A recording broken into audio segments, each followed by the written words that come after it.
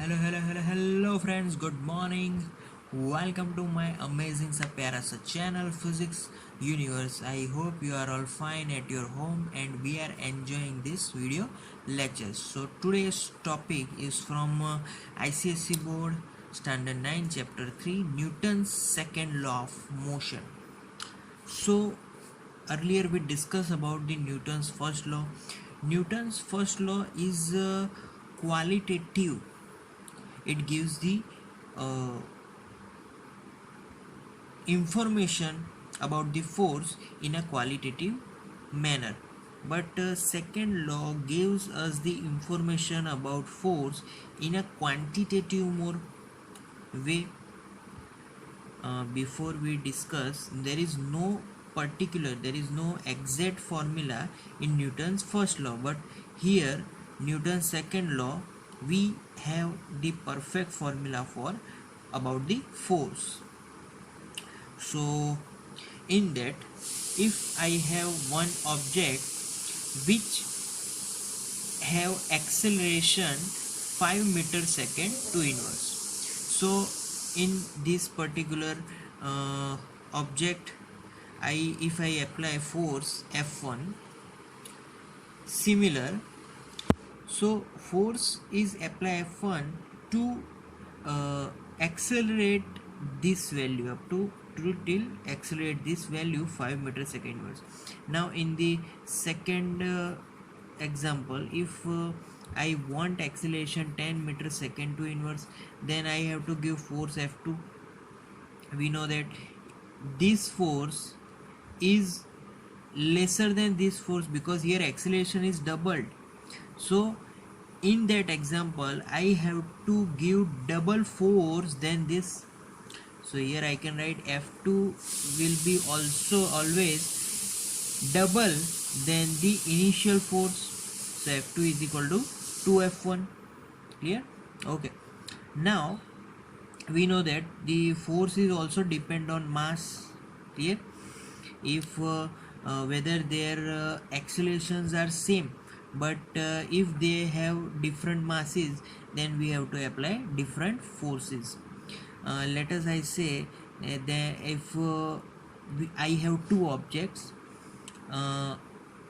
both have different masses, but their acceleration will be same. If I kick one football, its acceleration after the motion it will be same if I kick a tennis ball. But for that football, for same acceleration I have to apply more force to the football than the tennis ball. So question arise in mind, why this happens? Why in football for same acceleration we have to apply force greater in football? Because football have greater in mass than the tennis ball. So we have to apply more force to the greater mass object. So always if accelerations are same but masses are different, so for a similar acceleration we have to apply more force which the object is in greater mass. Clear? So that's the Newton's second law of motion. And now we know that force is proportional to acceleration. Clear? By previous discussion. So in that example, if I am drawing the graph versus force versus acceleration, then that graph will be straight line. So here force is directly proportional to A. Similar, if force is directly proportional to mass, if I am drawing that graph also, so force will be direct straight line. So we get direct straight line in this graph as well. So force is directly proportional to mass. So if I just combine these two equations, then I get force proportional to mass into acceleration. So third graph of multiplication of mass and acceleration will be also in a straight line. So combination, so multiplication of mass and acceleration, it gives also straight line. So if I am removing this proportionality sign, then there will be equal to, as well as there will be one constant into equation as well. So this equation becomes now F is equal to K into Ma, and K is called proportionality constant. Clear? So if in this formula m will be unity, means m is equal to 1 kilogram, acceleration will also in unity 1 meter second to inverse. So if F force apply on this object will be 1 Newton, then K we get will be also unity.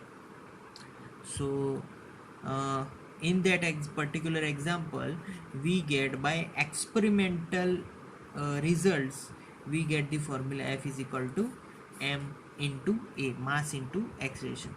So we can write the sentence, this sentence is the product of mass of object and acceleration of that object